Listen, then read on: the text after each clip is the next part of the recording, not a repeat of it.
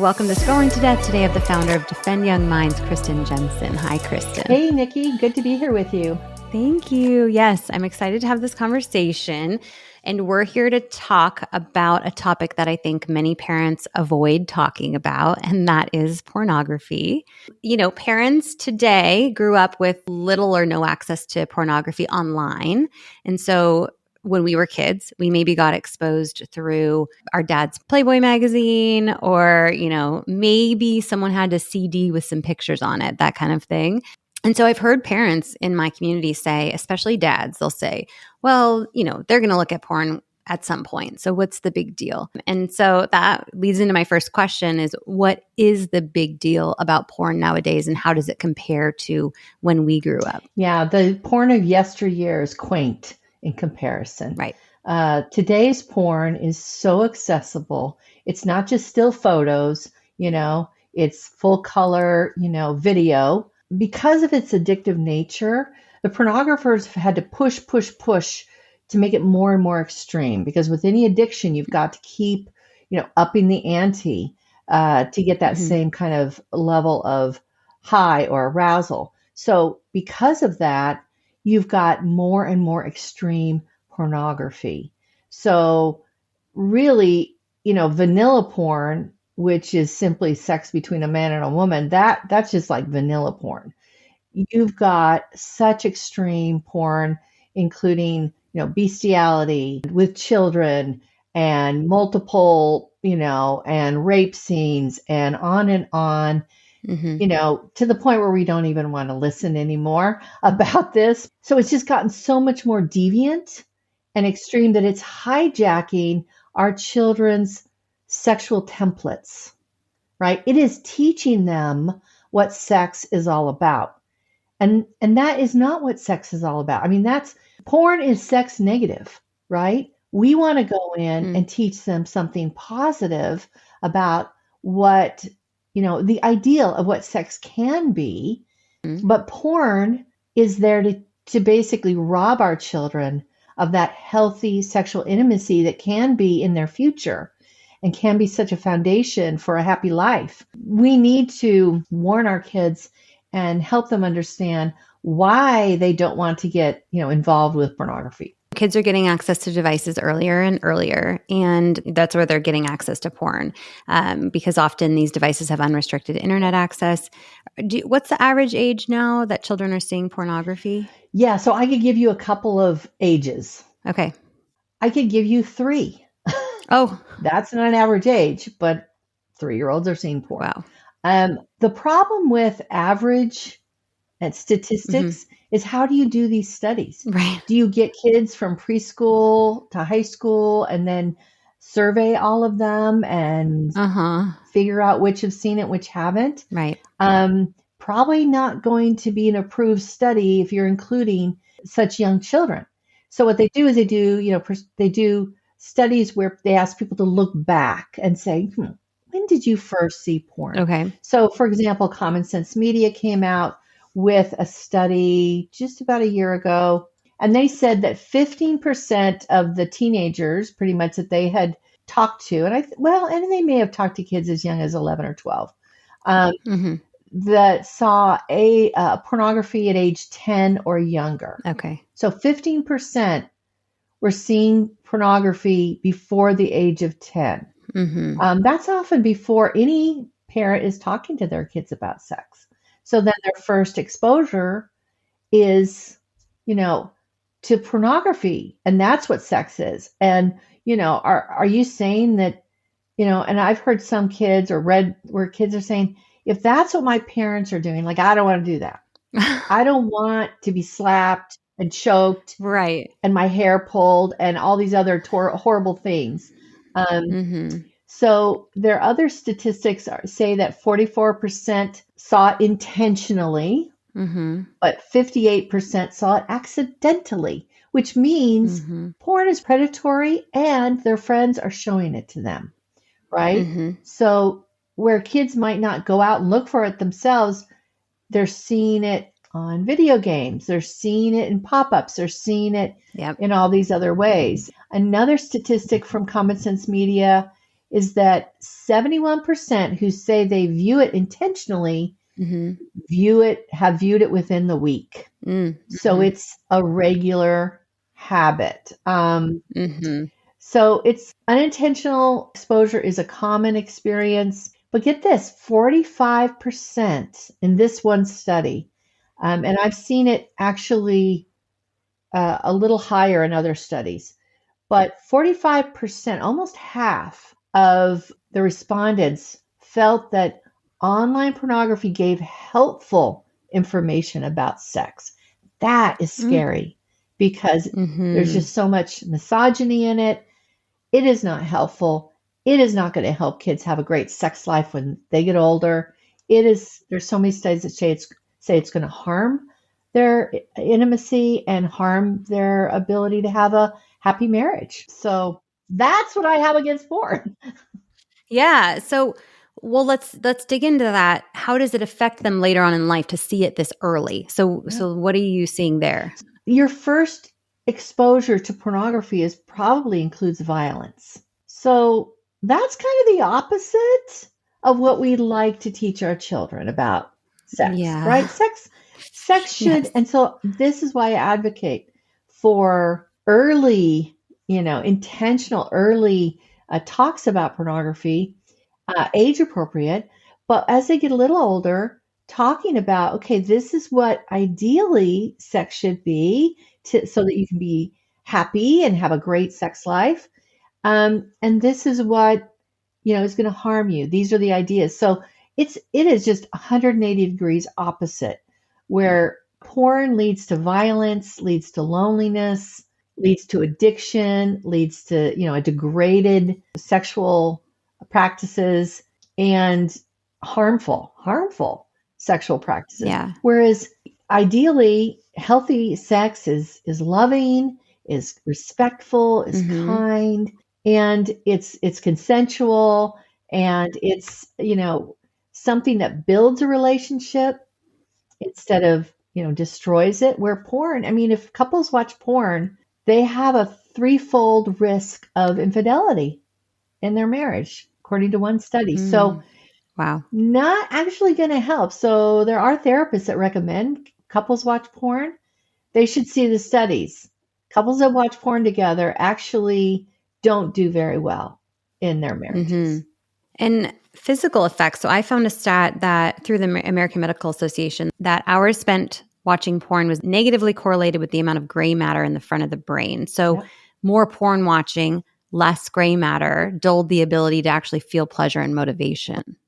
Brain shrinkage in this part of the brain. So here's the part of the Yeah. brain, the prefrontal cortex, where it's the thinking brain. And that's why I talk about in good pictures, bad pictures.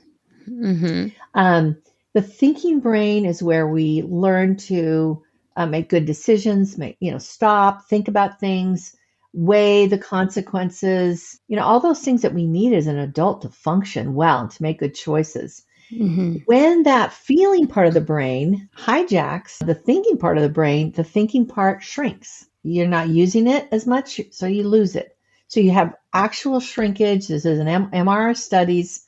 Kids that already don't have the full capacity, their thinking brain is still developing till their early 20s. Now they're stunted even more. And there's a lot of other things. You spend so much time with porn, your social skills go down. Again, you're Mm-hmm. objectifying, especially boys objectifying girls early in development. And, we can also talk about how it fuels child on child harmful sexual behavior. Um, Oh, yeah.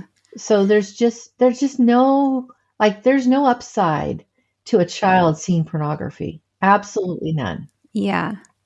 Did I read correctly that teen boys are experiencing erectile dysfunction? Yeah. So it used to be that young men under 40, like 3% had erectile dysfunction.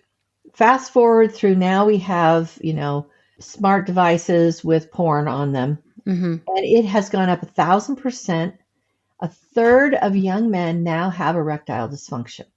Now, some of that could be obesity. I'm willing to, but a lot of it is porn because it just tops you out. Mm-hmm. And now you can have an arousal, an erection to porn, but not with your wife, right? You can no longer become aroused because your wife's not porn. Right. Your wife is a real human person. So yeah, no, I wish every 14, 15-year-old boy knew that Mm-hmm. that was an issue. And there are men out there, warning about this. Time actually did a big article on this a couple years ago. Mm-hmm. So it's called porn-induced erectile dysfunction. Wow. Yeah. Yeah. Let's back up a little and talk about introducing sex to your child. So, even when I grew up, parents didn't really tell their kids about sex. We had a class maybe in 6th grade where you learned the science, and I think my mom gave us a book about it. But that left children with a lot of unanswered questions, and you often figured out sex from friends and experimentation as a teenager and all these things. So we figured it out. But today, kids are using the internet to learn about sex, which is not how I want my children to be introduced to sex. So, can you kind of describe the process nowadays for introducing consensual sex to your child? Yeah. First of all, I think consent is a word that we should use with adults Okay. Mm-hmm. because only adults can give consent. Right. Children can have boundaries. So I really Mm-hmm. advocate for using boundaries for children because what if you teach your 10-year-old that they can give consent or not give consent and they like having sex with Uncle Kenny? And they say, well, but I like it, so I'm giving my consent because he buys me things. You know what I mean? We Mm-hmm. just don't want children. Children are able to give consent, my opinion. I think it's the right Yeah. opinion, but they can have boundaries. Yeah. So as far as teaching children about sex, I really believe we've got to start earlier and be very proactive about it. You start by naming, the parts of the body and giving them Mm-hmm. the appropriate names. I know one woman who had a 3-year-old. This 3-year-old was babysat by a 14-year-old boy who was a member of their extended family. They totally trusted him. But what happened was he was sexually abusing her horrifically. And she came home the first day, after he had watched her, and she said to her mom, I don't like it when David pokes me with his stick. But she didn't know the name Mm. penis. So if she'd been able to Oh. say that, the name of his male part, that would have been the end of it. But it went on for months because her mother just didn't have any idea Yeah. Okay. that she was getting hurt. So teach the proper names, not only of the sex of your child, but the sex of, the opposite sex. And we have an article on defendyoungminds.com called 7 Things Every 7-Year-Old Should Know About Love and Sex. Okay. I'm actually encouraging my daughter to talk to our 6-year-old grandson earlier so that they're the one that get in there and talk and have the first say about it. Mm-hmm. I can't tell you how many stories of 5-year-olds on school buses getting shown porn on a device because every 3rd grader Mm-hmm. has a phone. That's the thing, is start early. Don't make it one big talk. Just drip, drip, drip, Mm-hmm. and realize that you're competing. I don't want to be fear-based, but I'm just being realistic. You are competing with the porn industry and popular media for the sexual templates of your sons and daughters. And so it really behooves you to start early Yeah. so that you have the voice. You get to make the first impression before porn does. Yeah. I think some kids may start asking those questions naturally, where do babies come from? How do, my daughter will ask things like, oh, they just got married. When does their baby come? And I have to explain, well, they get to decide that. Well, when do they decide? What do you mean? So those kind of questions happened over years into where she now understands how that all works. But my son has never asked a question in his life about this. So I'll have to kind of proactively have those discussions. Yeah, I've talked to moms and I've heard parents say, "Well, we start at 11." I'm like, that's too late. Mm. Yeah. They've already Yeah. heard it at middle school and they've seen porn on their friends' devices. So start at 5, 6, 7. Yeah. Don't let such an important part of our lives. We don't want to leave that to chance, and we don't want the porn industry hijacking and poisoning our children's sexual templates. Right.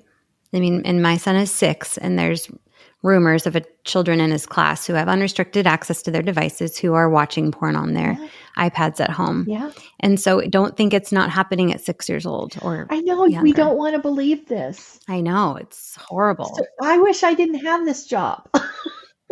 I but know.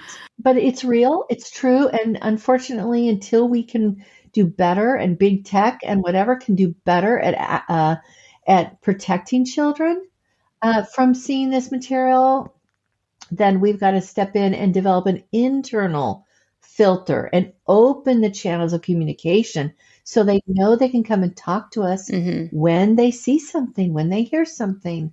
I always encourage parents, like, if a child hears some slang, it's Hmm. possible, it's very possible it's sexual in nature. If they come home and ask Siri or Google it or whatever, like when they see us doing those kinds of things, Hmm.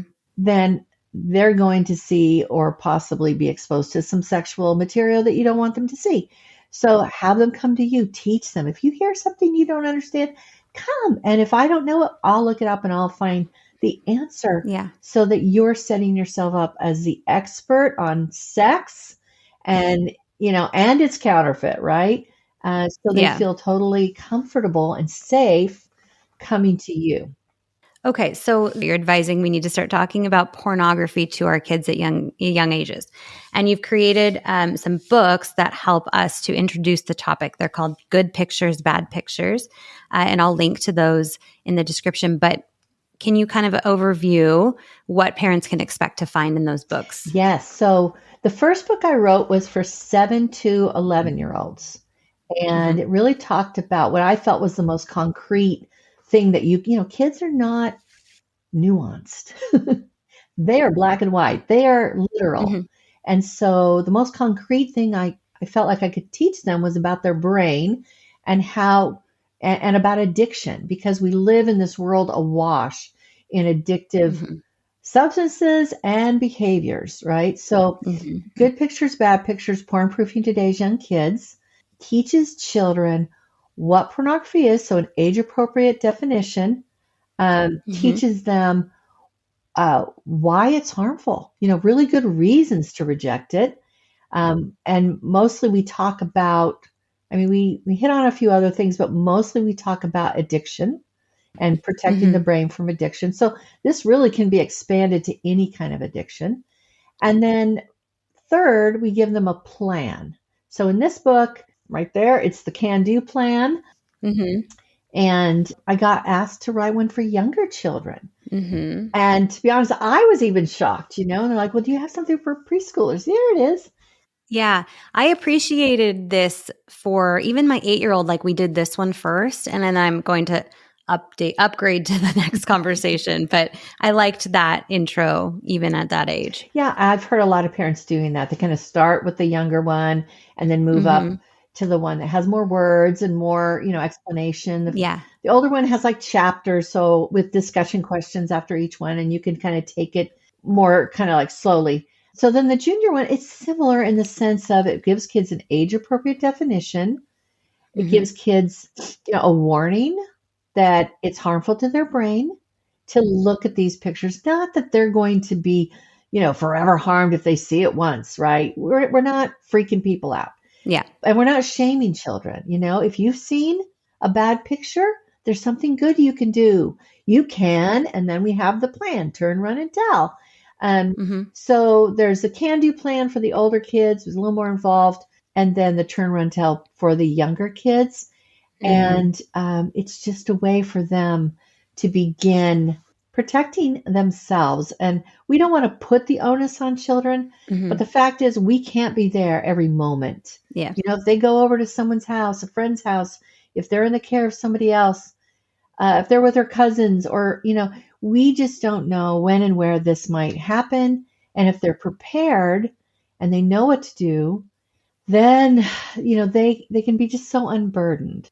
For the junior one, we actually work with some play therapists, and we have a play guide, and this just helps you to use stuffed animals and toys and everything to kind of work with the children so they understand the concepts. These are books that just make the conversation natural and comfortable so you can get started early enough to make a difference. So ideally, you have these conversations before they see pornography. But if they already have seen pornography and you find out, how should we handle that? Yeah, so I've had lots of parents say, "Yeah, I started reading this book, and then I found out that they actually Yeah. had, and I had no idea." And why? Why didn't your kid just suddenly come to you? Because they don't even have the vocabulary. Good pictures, bad pictures helps teach them a vocabulary to use, and that it's okay. So what to do when you find out that your child has seen pornography? We have a guide for this, but I can go over a few things. So the guide is, my kid saw porn, now what? And it's like a 80, 90 page ebook that we sell on our website. It helps to support all the work that we do. Parents, unfortunately, we can all, and I'm one of them, just sometimes we have these knee-jerk reactions. I know we've gotten many emails from parents being distraught about the fact they found out that their 10-year-old was looking at porn, or their 14-year-old, saw it on the iPad, all these things. So the first thing is, when you see evidence or find out, or even if your child admits it to you, right? Stay calm. If you can, if you feel yourself, like, deal with your own emotions first before you try to deal with this situation. Yeah. You can take 24 hours, 48 hours, 72 hours, a week to however long it takes. However long you need to, you may be trying to restrict access, obviously, but don't think through it before you're punitive or, decide on discipline. Think through it. Because knee-jerk reactions, we all know they don't usually work, and they can leave some scarring behind. I have examples from my own parenting journey, so I'm not coming at you with preaching. I'm just saying I know that it works better if you stay calm. Then M is make a plan. Okay, how are we going to deal with it? How are we going to get more information? What questions are we going to ask? And I have a list of questions in that guide. But as you're asking questions, because you want to know where they saw it, how much they've seen, what they've seen, how they felt about it, and we have a few other kinds of questions. But again, drip, drip, drip. You don't want it to be the Spanish Inquisition, right? You don't want it to be an hour-long, intense, freak out session where they're just feeling grilled. That they're not going to ever want to talk about it again. Lightly. Touch, ask a few questions, say, that's great, thank you. And even if you're dying to get all this information, say, you know what, we're going to come back and talk about it. Yeah. But make it so it's not so difficult. Like a dreaded. Yeah. Right. Yeah. Try to put yourself in your child's shoes. Your child is not the enemy.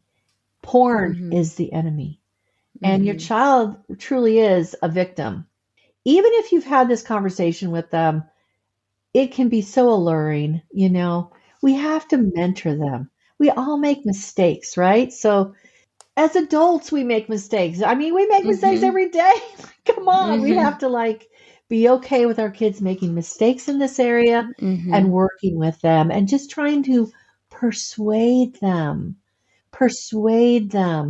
because you cannot mandate this. If you think that you can control your child's access to porn, well, I guess you could lock them up in a basement, but then you'd be in trouble with the law. So, in a normal life, your greatest power, your greatest influence is love and persuasion. and giving them really good arguments against porn. But again, not in a couple of 1 hour sessions, Mm-hmm. over time, regularly, and it cannot be a one and done. It needs to be over the course of their childhood and, leveling it up as they get older with, more and more reasons, more and more evidence. I don't Mm-hmm. think you're going to talk to a 7-year-old about porn induced erectile dysfunction. And we don't talk Nope. about it in good No, we pictures, don't. bad pictures. But you can Right. certainly talk to maybe a 12 or 13-year-old boy about that, right? Yeah. Yeah. Mm-hmm. Let's talk about something that parents are dealing with, and that is there's an increase in rates of minors taking nude images of themselves and sharing them online. Yep. Even children, with the amount of young kids that are online and getting groomed and sharing, self-generated nude images online. This is happening to kids as young as 6. Mm-hmm. So, sharing nude images of ourselves has happened always, ever since we were able to take pictures of ourselves. But nowadays, the risks are greater than ever. And so, what do we need to be telling our kids about taking and sending nude images of themselves? Well, first of all, let's nip that in the bud. If you see a bad picture, if you see a picture of someone without clothes on, you should never share it with another child. But you should never take a picture of yourself without any clothes on. You should never share any of those pictures Mm-hmm. because that's what happens. Kids get online, and it's hard for us parents to think of our children as sexual beings. But there Mm-hmm. are an increasing number of people out there who Mm. do get sexually aroused by children and by photos. And really, the porn industry has done this. I mean, it's very extreme to think of having sex with a child. That is extreme. That creates more dopamine in the brain. Pornhub, which is one of the biggest porn platforms, it's kind of like YouTube for porn. If you go there for straight porn, they're going to start introducing you to other kinds. They're going to try to broaden Yeah. so that you will be on there more hours. So getting back to kids sharing nudes. Sorry, I kind of wandered there. No, it's okay. My mind's going all over the place too. You want to teach them from an early age that it's just not safe. Yeah. That a picture you share of your private parts, it's not that your body is bad. We make it very clear in Good Pictures, Bad Pictures. I make it very clear that your private parts are good. They are Mm-hmm. good, right? But taking pictures of them and sharing Mm-hmm. them, not good, not safe, right? Yeah. So this has led to kids committing suicide when somebody they share a picture with somebody Mm-hmm. that they think is a friend online, and kids are so naturally trusting. It's difficult, Yeah. Yeah. and we don't want to make them cynical at a young age. Yeah. But just this one teaching, never, no matter who asks you, and if someone ever asks you to take a picture of yourself without clothes on, you Mm-hmm. come and tell me. So kids can be groomed online. They can be groomed by actual in-person perpetrators. They can, and predators. Yep. So that one thing, teaching them that one thing will keep them so much safer Mm-hmm. because, well, as they get a little older in middle school, nudes are seen as like it's like currency, Mm. okay, especially for boys. If they can collect, these nude images, it's currency for their social standing. And girls the same way. It's currency. So we have to kind of like play a different tape in our mind, like these kids use nudes as social currency. So we have to get in there early and talk about how, Mm-hmm. our bodies are special and there's some parts Mm-hmm. that we need to keep private and safe for our own Yeah. safety and start at a very young age. I was at a conference for preschool teachers and heard a story from one of the people attending my class that she had a 3-year-old in her life. They found like that she had obviously access to a device. She was Mm-hmm. recording herself, video of herself, taking her clothes off and in nude. And they were like really concerned about that. And then they found videos of her trying to have sex with the family pet. and recording this. Now, at that How would point, she know how to do? What I is she? know, I know, but she's seen her parents take videos ever since she was 1 day old. I mean, this is just such a natural part. They figure it out really quick. Mm-hmm. She learned. They got the police involved, law enforcement, trying to figure out who was the perpetrator. And guess what? Porn. Yeah. She had been viewing porn, and porn was a Oh my perpetrator, God. and porn had taught her this, and they couldn't find any, hands-on perpetrator. So Oh my God. if it can happen to a 3-year-old, and this was in a conservative state, this child had good parents, like, I can't believe this is the only story. So Yeah. I don't mean to be fear mongering. Mm-hmm. I'm just saying that kids can learn very quickly. They imitate what they see. Their brains Mm-hmm. are designed to imitate, Kids love to imitate what they see their moms do and their dads do. And if they see porn, they are hardwired to imitate what they see in porn. And if it's not with themselves, it can be with other children. Mm-hmm. Well, you mentioned treating nude images as like a currency, and a lot of kids who are on social media report being asked for nude imagery, and they'll be paid for their nude imagery. So it's like something they can sell. They're being asked to sell whenever they go on social media. That's so common. Yes, and it's just that first little pull you in. Yeah. Pull you in. If I can pay you $20, $30, $40, $50 for a nude image, Right. that's an easy way to make some money. Why not? Yeah. But that's actually just the very first hook, because they have a whole game plan for you.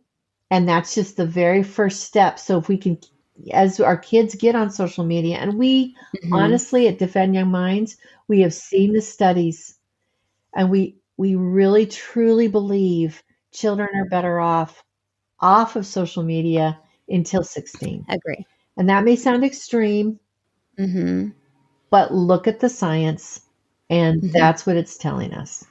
Yeah, I 100% agree. Last thing on the sharing of nude images, I think some states are criminalizing sharing of nude imagery of minors, and even like a felony in some states. So your teen boy may get an image from his friend, and now he shares it on to someone else.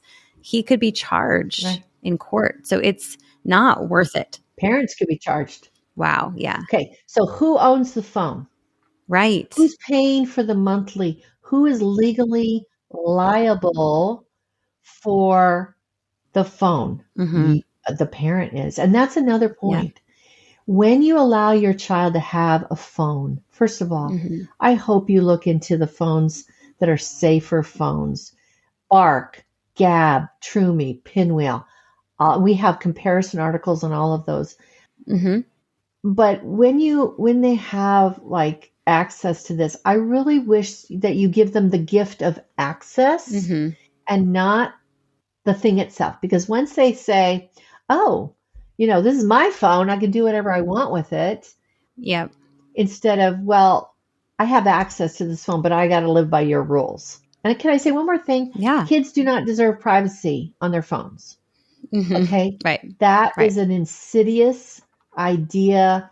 As parents, we need to be overseeing them. We need to be monitoring. We need to be mentoring. And I used to tell my kids, okay, we have these rules, and they're from the time, you're a baby till you're 18 years old, right? And then for the rest of your life, and I put my arm way out, you can do whatever you want to do, right? Yeah. But up until you're in our, it's our stewardship as your parents. Yeah. And so kids do not deserve privacy on devices. Really think about that. They really don't. And they don't deserve the burden of it, to be honest, because they're not developmentally ready for the burden and the responsibility that a smartphone gives them.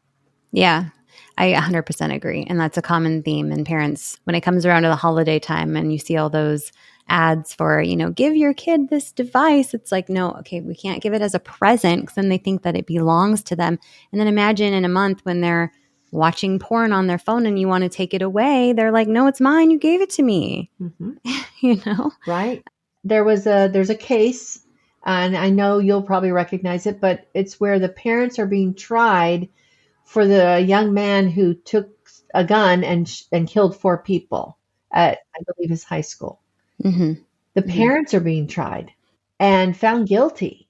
So I think you can kind of see the writing on the wall for how parents need to be responsible, and they're going to be liable for things that are on these phones. Yeah. I hope to see a societal shift away from giving our kids unrestricted access, especially in privacy. No more phones in their bedroom. Like, it's almost like child neglect. Like, you can't do that anymore because of what they can access and who can access them. Right. And that's a theme. Like, I've been talking about that a lot in different ways on different episodes recently. So let's just start to close out. But I'm really interested, and I didn't ask you in the beginning, how did you get into this? Yeah, well, it wasn't one of my life goals, I'll tell you. No, I didn't think so. Moved to a new town, met a woman who had a large family, and she called me up one evening, and she just told me this really tragic story about her 17-year-old son, her oldest son. They found out that he had been sexually molesting all of his brothers and sisters from the 14-year-old down to the 4-year-old. And there's a lot of bad things that came out of that. But the next morning, I woke up and I just felt compelled, because porn was involved, and I just felt compelled to find a resource that could help explain to her younger children, why they should stay away from pornography. And I looked and looked and looked. This was back in 2011. Couldn't find anything. And silly idea came into my mind. I have a degree in English literature, and I have a master's degree. And anyway, I just thought, well, I can write this book. I'll just write it. Yeah. And it took 3 years and had a lot of help, and a lot of help from parents. And that was Good Pictures, Bad Pictures. And it's been pretty much a #1 bestseller ever since. I think it really just makes these conversations so comfortable. But that's how I got started. And then I had parents ask me for a junior one. We did that. I had therapists ask me for a guidebook, which we have for therapists and counselors. I'm currently writing a Good Pictures, Bad Pictures for girls, because they're getting into porn in a little different way, and they have some different issues with it. Yeah. So writing one just for girls, and I have many other books ideas, coming out. But but I would just say that's how I got started, and I'm really grateful. I'm really very thankful that I could be helping parents, begin these tricky conversations in a really comfortable, empowering way. It is so needed, because from my end, being a parent of young kids, there's not a resource out there. Parents aren't really talking about this topic amongst ourselves. So I was just really grateful to find you and Good Pictures, Bad Pictures, and Defend Young Minds, and all of these resources that you're offering. So defendyoungminds.com is the website.